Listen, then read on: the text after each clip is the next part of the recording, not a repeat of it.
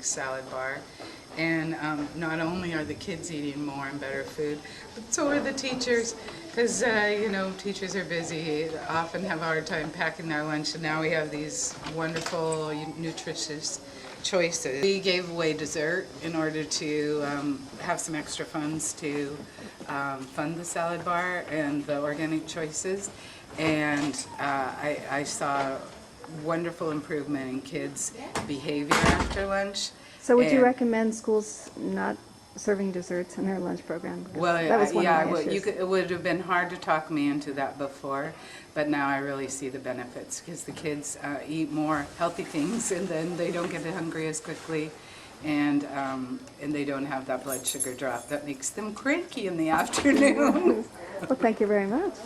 Hi, my name's Ann Parsons. I'm a special ed support teacher at Lincoln Options Elementary in Olympia, Washington. I've been teaching special ed or involved in special ed as an administrator for 25 years. And over that time, I've seen a significant increase in the number of behavior issues that kids have. My first 10 years of teaching, I had one autistic child. In the last year, I've had 5 autistic or Asperger's kids. And I think that the many environmental influences that we now have because of all the technology has really significantly impacted the ability of our children's brains to process. Right, technology and food technology as well. And food technology, yes. I grew up in wheat producing country. It was wheat and beef, and I saw all the pesticides and herbicides and fertilizers that they put on the wheat, plus how they treat the wheat after it's been harvested. And I don't eat wheat because I'm concerned about all the stuff that they put in it. Do you notice that there are more special ed children today? Yes, and there are significantly more special ed children, and they are significantly more challenged than they used to be. And I've seen that grow over the 25 years I've been working with special needs kids. Yeah, and it's our job to, eliminate the source, right? I would hope so. My name is TJ Johnson, and I am a parent volunteer here at Lincoln Elementary School, and just recently completed service on the Olympia City Council. I'm also an organic gardener with a passion for growing good food and growing good people. And recently, John Jevons, the father of biointensive agriculture, was here in Olympia and gave a series of talks that were really inspirational and important reminder about how important it is to think about where our food comes from and to think about the sustainability of how our food is produced. He pointed out that we have about 50 years worth of topsoil left on the planet, and you start to look at the increase in human population every single day and the acres needed to feed it, and couple that on the other side to the depletion of topsoil, we've got a real problem that argues for the need to recreate particularly our urban spaces in a way that can grow good, healthy food for people. And that's part of what we're trying to do here at Lincoln Garden, and it's what I do personally in my own gardening. Here I wanted to mention a study that actually split a population of people. It was Yaqui people in Mexico. They had all been living in a Central Valley. Half of them went back up to live where they had previously lived in the mountains. Half of them stayed. So you have essentially a similar genetic pool that has then been split. What these researchers did, they were anthropological researchers, among them Elizabeth Gillette, they found that the development of the children was, their opinion, fairly seriously impaired. What they found is that there was a definite change in, or let's just say a definite difference in 4-year-olds and their ability to draw a human figure. What they found is, here's some of the foothill, or these are the people that went back up into the mountainous areas, the Yaqui people. These are the 4-year-old average or representative drawings. Right here we see the representative drawings. This is of a human figure by 4-year-olds in the valley. We also see here some more in the foothills. You can see it's quite representative in the sense that you've got the head up, you've got arms and legs. Here, notice in the valley, the head appears to be down. So there's some definite differences, and this, by the authors, this looks like there's some serious developmental impairment. What does this study have to do with our situation in the United States? One of the things that's suggestive is to look at the increases in a number of special education students. This is in the Wisconsin, Madison, Wisconsin area from 90 to 95. And we can see the increase in cognitive disability, 13%, 87% increase in terms of emotional disturbance. That is incredible in the space of 5 years. Hearing handicapped, let's say learning disabilities, 70% increase.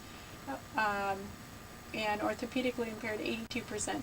I think it behooves us to take a look at what might be going on during this period of time. Do we have an increase in certain environmental contaminants that might be responsible for at least part of this percent change? Children are more susceptible to pesticides and other environmental contaminants, particularly to different types of pesticides that can act as endocrine disruptors. When you were approached in 2002 to reform the school lunch program and order organic foods, you were very agreeable, when a lot of child nutrition specialists would not have been. Can you tell me why you're so agreeable to that? Well, at that time, there was a lot of information that we were receiving regarding not only the health of the nation and the obesity epidemic in the adult population, but new studies show that this was filtering down to our youth. And I felt this was a call to arms to see what we could do. So there was a lot of things, I always call it the perfect storm, that came together that I will share with you that led to us making sweeping changes. The parent who first I spoke to was very media savvy, so she worked hard to get media coverage of our pilot program. And because of her effort, the local newspaper did a feature on it. She had NPR, the National Public Radio, came and did a segment that went nationwide. So because of the publicity, I received many inquiries from outside our school district, but also from our school district, other schools, our school district community. And all of them were very supportive and wanted the same program at their school. When I sat down, this parent organized other parents who were interested in talking to me, and the school principal was also part of this process, and teachers. So we sat down and we looked at what we were doing currently and what we wanted to do, and we set some goals. And we decided we're going to pilot an organic choice salad bar. We wanted to provide fresh organic produce, and we did this because in 2000, the University of Washington study found that children fed a diet of organic foods were exposed to 6 to 9 times fewer toxic pesticides than children fed a conventional diet. So that was huge. You know, I'm a parent, and of course we don't want our children exposed to pesticides if we can help it, and we could help this by purchasing organic foods.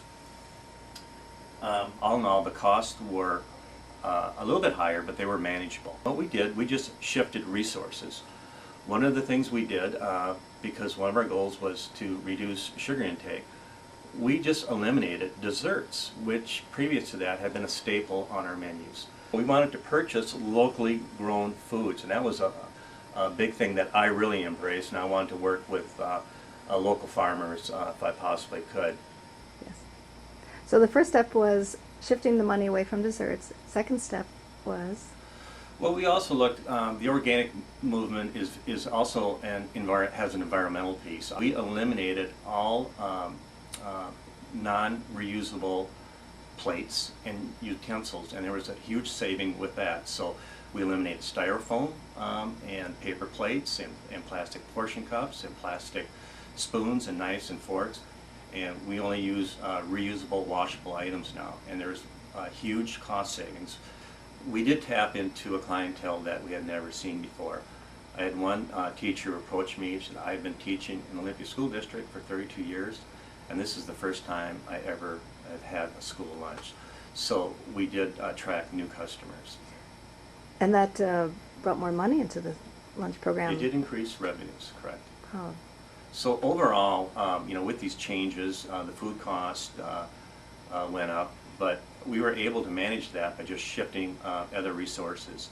So we have a financially sound program. We're able to cover all our direct operating costs, which is a school board policy, and we are just as economically sound today as we were before we made these sweeping school lunch changes. So financially, it can be done. And also, arrange progress meetings, and that was very important in our first couple years, that we would meet periodically to discuss issues and fine-tune what needed to be addressed. And that was open to everyone in the community, wasn't it? That was open to everybody in the community, correct. And also, we felt it was very important to get the students in.